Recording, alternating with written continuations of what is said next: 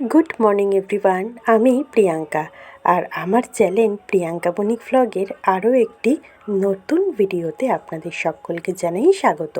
আশা করব আপনারা সকলেই ভালো আছেন এবং সুস্থ আছেন। আমরাও ভালো আছি।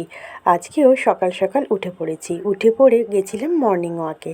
তবে জানেন, আমি আগে প্রতিদিন মর্নিং ওয়াক করতে যেতাম, কিন্তু মাঝখানে কয়েকটা দিন বন্ধ করে দিয়েছিলাম। তবে আবার শুরু করেছি গতকাল থেকে। আজকে নিয়ে 2 দিন হলো যাচ্ছি। তাই যাদের সাথে হাঁটতাম আজকে তাদের সাথে দেখা হয়েছিল। আর দেখা হতেই বলল, বাহ, আগের মতন হাঁটাটা যে শুরু করেছো এতেই ভালো লাগছে দেখে। তো যাই হোক, মর্নিং ওয়াক করে এসে ফ্রেশ হয়ে আমি উঠে গেছিলাম ছাদে। তো ছাদে উঠে আপনারা দেখতেই পেলেন গাছগুলি কিন্তু বেশ সুন্দর হাওয়ার সাথে তাল মিলিয়ে দুলছে। তো তার কিছুক্ষণ পর মেয়ে উঠে চলে আসলো আমার পিছন পিছন। মেয়ে এসে বলল, মা, আমি গাছের ফুলগুলি তুলে ফেলি। বললাম, ঠিক আছে, তুলে নে। ওদিকে একটা বড় জবা ফুল ফুটেছে, এদিকে দুখানা থোকা টগর ফুল ফুটেছে। আর এই যে ঝুড়িটার মধ্যে ফুল তুলছে, এটা না দক্ষিণেশ্বরের প্রসাদের ঝুড়ি। ওর এত পছন্দ হয়েছে, তার মধ্যে একটা দড়ি দিয়ে বেঁধে সেইটাকে ফুল তোলার ঝাঁঝি করেছে। তবে আমার ফুল তোলার ঝাঁঝি আছে, বললাম তুই ওটাতেই তোল। বলে, না, আমি এইটার মধ্যেই তুলব। আসলে বাচ্চা মানুষ তো, তাই ছোট জিনিসটা বেশ বেশি পছন্দ হয়েছে, এই আর কি।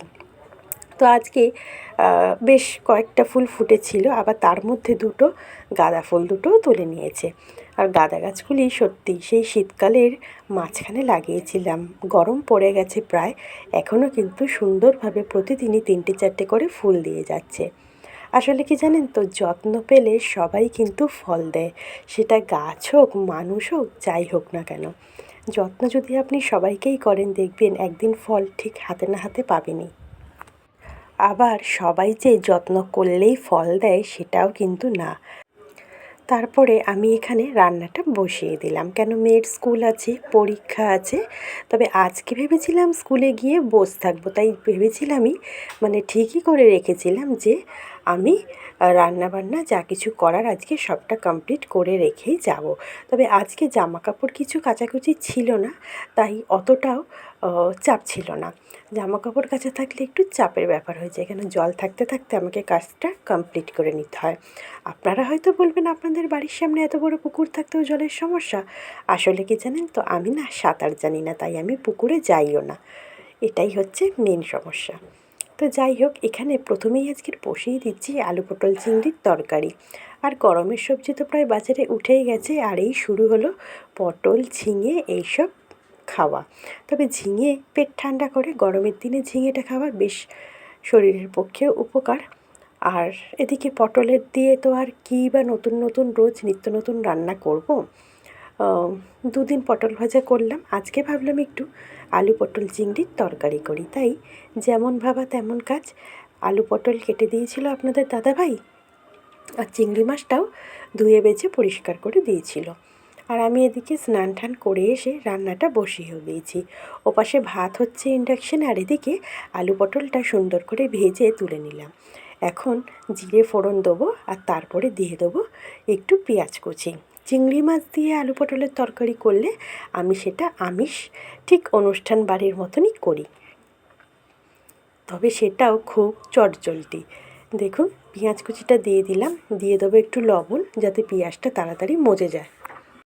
পেঁয়াজটা বেশ একটু লাল লাল করে ভাজা ভাজা করে নেব। তারপরে একটুখানি মশলা বেটে নিয়েছিলাম, মশলা বাটার মধ্যে দিয়েছিলাম আদা, রসুন, কাঁচা লঙ্কা আর একটা বড় সাইজের টমেটো দিয়ে একটুখানি আদা ভাঙা করে নিয়েছিলাম। মশলাটা কিন্তু খুব মিহি পেস্ট আমি করিনি আজকে।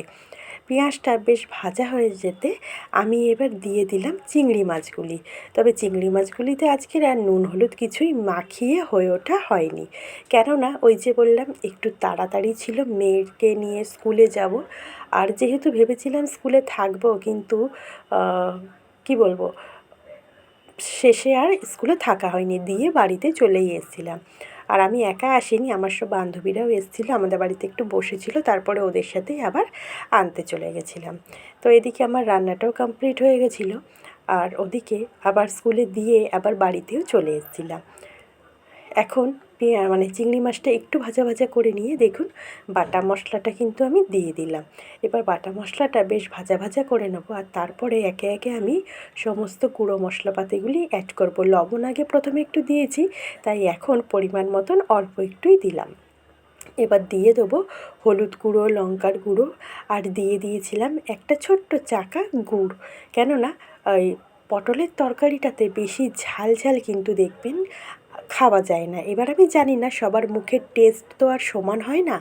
আমাদের বাড়িতে যেমন পটলের তরকারিটা আমরা একটু মিষ্টি মিষ্টি করি, তবে আগে চিনি ব্যবহার করা হতো, এখন তো আর চিনিটা আমরা খাই না, তাই চিনিটা আনা হয় না, চিনির পরিবর্তে গুড়টাই আনা হয়। আর দেখুন দিয়ে দিলাম এখানে একটা ছোট্ট চাকা মতন গুড়। তবে তরকারিতে মিষ্টির পরিমাণটা আমি এখন আগের থেকে অনেকটাই কমিয়ে দিয়েছি। তাই জন্য জানেন তো আমাদের আগে না অন্য কোথাও গিয়ে তরকারিপাতি খেতে বেশ অসুবিধা হতো। অনেকেই আছেন রান্নায় মিষ্টিটা ব্যবহার করেন না, তবে সেটা কিন্তু খুবই ভালো। হ্যাঁ, আমি বলছি না যে আমি ব্যবহার করি দেখে খুব ভালো বা খুব টেস্টি হয়, কিন্তু শরীরের পক্ষে রান্নায় মিষ্টি খাওয়াটা সত্যি এখন বেশ কিন্তু মানে স্বাস্থ্য সচেতন নয়। তো যাই হোক, এখন আমি অনেক তরকারিতে মিষ্টি দেওয়াটা বন্ধ করে দিয়েছি।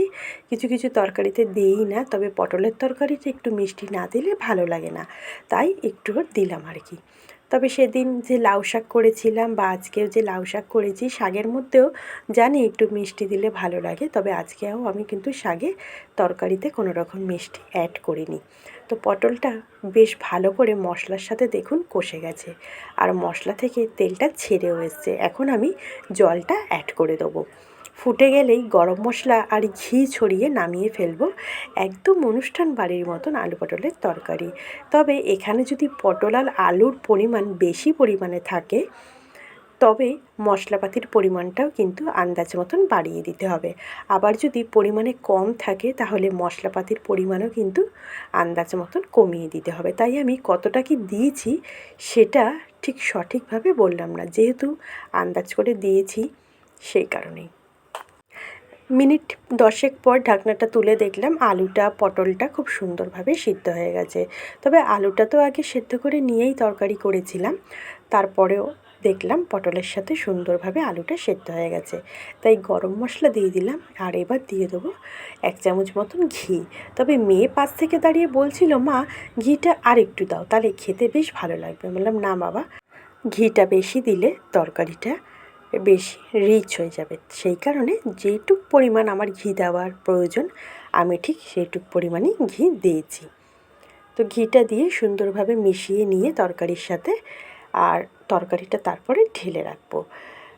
জানাবেন কিন্তু অবশ্যই, আপনাদের কমেন্টের অপেক্ষায় থাকবো।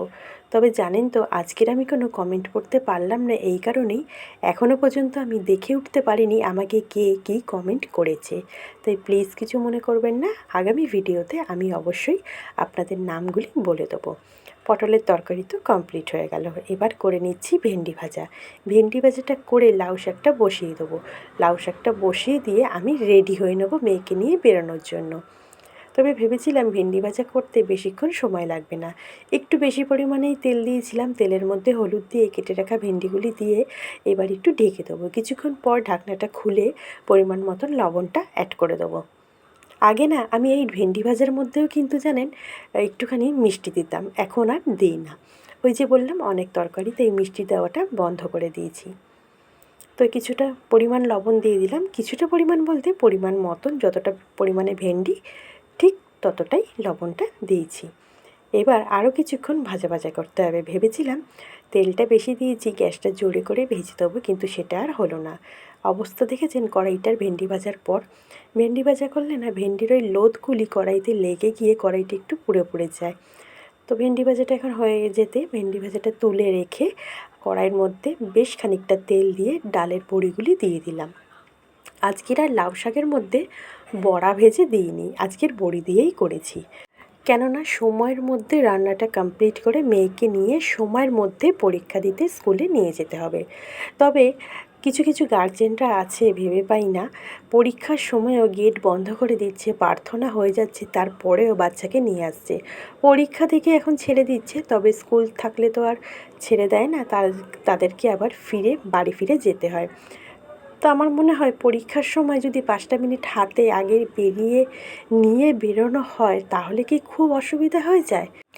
আমাদের বাড়ির থেকে স্কুলের দূরত্ব হাঁটা পথে 15 মিনিট, কিন্তু আমি পরীক্ষা হোক স্কুল হোক যাই হোক না কেন মিনিমাম 35 থেকে 40 মিনিট আগে বেরোই। আস্তে আস্তে গিয়ে একটু সামনেটা দাঁড়িয়ে থাকি। মর্নিং সেকশন ছুটি হয়ে গেলে তারপরে ডে সেকশনের বাচ্চাদেরকে ভেতরে নিয়ে যাওয়া হয়।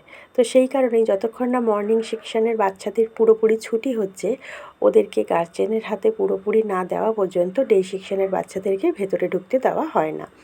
সেই কারণে একটু দাঁড়িয়ে থাকতে হয়। তবে আমার মতে একটু নয় দাঁড়িয়েই থাকলাম, শুধু বাচ্চাকে রেডি করে একটা প্রিপেয়ার করে তাদের মেন্টালি একটা সাপোর্ট ওরা তো নিয়ে আসে যে আজকে স্কুলে যাচ্ছি, বন্ধুদের সাথে দেখা হবে, পড়াশোনা করব, সেইটা যখন এসে বাড়ি ফিরে যেতে হয় তখন কিন্তু সত্যিই খুবই খারাপ লাগে। তো এটা যার যার ব্যক্তিগত ব্যাপার, প্লিজ আপনারা কেউ কিছু মনে করবেন না, কেননা আমি কাউকে উদ্দেশ্য করে কিন্তু কিছু বলিনি। এবারে লাউ শাকের বড়িটা তো ভেজে নিলাম, আপনারা দেখতে পেলেন। বড়ি ভাজাটা একটু সাইড করে রেখে কড়াইয়ের মধ্যে একটু পাঁচফোড়ন সম্বাদ দিয়ে কেটে রাখা সব সবজিগুলি মানে আলু, কুমড়ো আর বেগুন দিয়ে ভালো করে ভাজা করে নিয়ে দিয়ে দিলাম একটু আদা জিরে বাটা, হলুদ, পরিমাণ মতন লবণ। এবার শাকটা দিয়ে আমি ঢেকে দিয়েছিলাম, ঢেকে দিয়ে মেয়েকে কিছুটা রেডি করে দিলাম আর নিজেও রেডি হয়ে গেলাম। তবে মাঝখানে একবার শাকটা এসে নেড়ে গেছিলাম, সেইটা আর শেয়ার করে হয়ে ওঠা হয়নি। আজকের বেশ তাড়া ছিল, কেননা শাকটা যখন বসিয়েছি তখন ঘড়ির কাঁটায় 10টা 5 হয়ে গেছে আর আমি বেরোবো 10টা 40-এ। আর দেখুন একবারে আপনাদের শাকটা কমপ্লিটই দেখালাম। আজকের মতো ভিডিওটা এখানেই রাখলাম, আশা করি ভালো লাগবে। ভালো লাগলে অবশ্যই চ্যানেলটা সাবস্ক্রাইব করে পাশে থাকবেন আর লাইক শেয়ার কমেন্ট করতে একদমই ভুলবেন না। আর ভিডিওটি দেখার জন্য thank you so much, tata.